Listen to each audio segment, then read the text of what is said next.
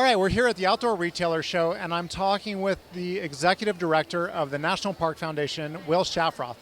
Will, thank you so much for taking the time and for being a part of the Mountain Adventure Film Fest. It's awesome. Thank you for doing this. Oh, God, our pleasure. So let's talk about the National Park Foundation. I've loved the parks my entire life, and it wasn't until recently that I even knew you existed. So the first question I think a lot of people have is, well, it's the national park system. Why do they need a foundation that helps raise money?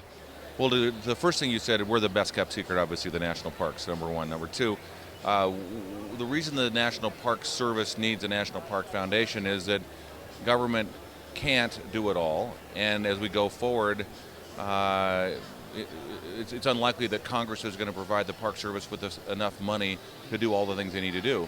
And so actually it was nearly 50 years ago, 1967, when Congress created the National Park Foundation to ensure that there was a formal public-private partnership existing where people who wanted to contribute to the parks, private money, land, volunteer time, goods, they could have a vehicle through which to do that. Okay, wow, well, that's great. I'm so glad that you exist. Yeah. And this is actually quite a special year for the national parks, isn't it? It is a very special year. The National Parks Service was founded on August 25th, 1916. So this is a centennial year we're coming up on.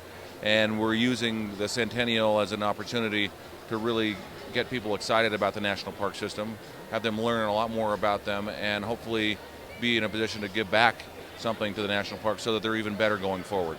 Well, that's great. And the campaign is the Find Your Park campaign, where you want people to find, obviously, the park that means something to them. But so with that, what was your first experience? Well, I grew up in Colorado. And my mother and my aunt and my siblings and my cousins all got in a station wagon from Denver and drove to Mesa Verde National Park. It's one of my earliest memories in life. I remember going into the kivas and the ruins, the Anasazi ruins down there, and it was a very powerful experience. And I remember it. I also remember staying in the motel that night and jumping on the bed and getting in trouble for that. But that was an early experience, and it was less like a big Yosemite or Yellowstone or Rocky Mountain National Park experience, but it was more of a cultural experience and to really connect with the ancestors that we have in this part of the country. No, it's special. That was actually my fourth grade trip was to Mesa Verde, but they had us sleep in teepees on the ground. Very good. And we thought we were being really risque with the parents by putting sage into the fire, and we were convinced as fourth graders that must be illegal. Right, that's very good. Well, and actually the Find Your Park campaign is a part of what we're doing. Benji, that's the piece about engaging the public in our parks and broadening the diversity of the constituencies that care about our parks. Critically important, but we're also doing a lot around the physical infrastructure of the parks and to increase access and protect in-holdings within parks and do more around restoration of wildlife habitat, preparing for climate change and adaptation to climate change. So there's a lot of work that we're aligned with the National Park Service to undertake, and trying to find ways that we can create that margin of excellence, if you will. The parks are great, but we want to make them excellent. And through our private philanthropic work, we're able to do that. So what are some of the major initiatives right now that you would want people to know about and get involved with? Well, one of them is something called Every Kid in a Park. And it's an effort that President Obama launched a year ago to get every fourth grader into a part of the public land system in our country. And so the administration has provided every fourth grader and their families with a free pass to get into any park or wildlife refuges or other public land. And what we're finding is that's great, that we reduce the impediment of the entrance fee, but in many cases they don't have an ability to get there. And so we're working with schools to provide usually busing to these public lands, and we're finding it's about $10 per kid to get them out there. And so we're raising money. There are 4 million fourth graders in the country, about 1 million of whom are from Title I schools, meaning they are free and reduced lunches, and they're economically disadvantaged. And so we provide that opportunity for them to actually get out by raising substantial monies to do that. That's great. I mean, without the youth in the park, there'll be no future. Exactly. We have the next generation is critical. We know that fourth graders are still very impressionable, and if they have an experience like being in a national park at that age, it's going to stay with them. No, absolutely. I work very hard with my kids. I want it to not be something special, but be part of life. Yeah. The one that's interesting is the 21st Century Conservation Service Corps that applies in the parks, and we're working with a number of donors to pay for crews of young people, 18 to 25 generally, who are getting paid for the work to do major trail work, invasive species eradication, wetlands projects, dealing with down wood, down forestry, and it's a great way for them to understand about our public lands and be physically helping to make them better. And those are also experiences that stay with them, and we're hoping to build careers within the natural resource conservation movement. Well, that's great.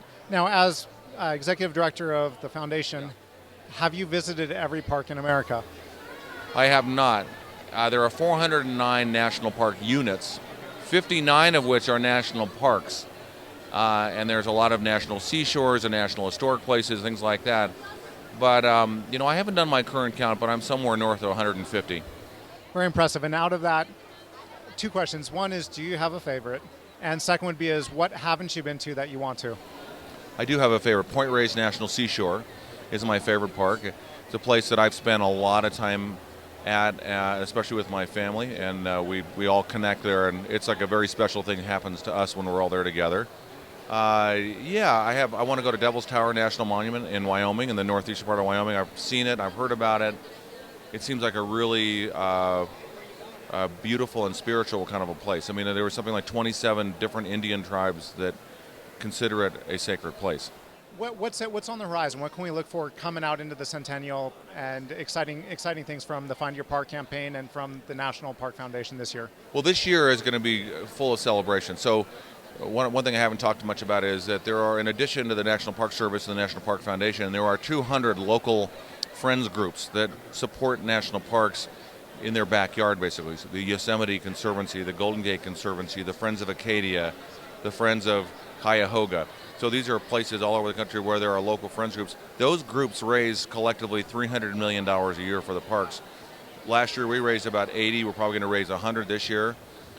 So there's huge philanthropic effort happening at the local level. So each of those local organizations is going to be working hard to magnify and amplify the effect of the Centennial in their backyard. So you're going to see a lot of events and opportunities for people to get out and participate in efforts, whether it be citizen science, trail restoration, other kinds of volunteerism and service. You're going to see great celebrations highlighting what's great about these places, entertainment. So really encourage people to go to the National Park Service or National Park Foundation website and find the park that they're looking at going or may aspire to go to, and see what's going on. The calendars are up on the website, and it's going to be a fun year. Well, that's great. Thank you so much for today, and for being a partner of the festival. So for those, be sure to go check out the National Park Foundation page on the Film Festival Flix Mountain Adventure Film Festival website, where you can read more about the foundation, see videos, interact with the social feeds, and 25% of every pass you purchase through their page will be donated back to the foundation, helping support the work they do. So thank you so much. Thank you, Benji, for that. Very generous of you guys to do that for us. Absolutely.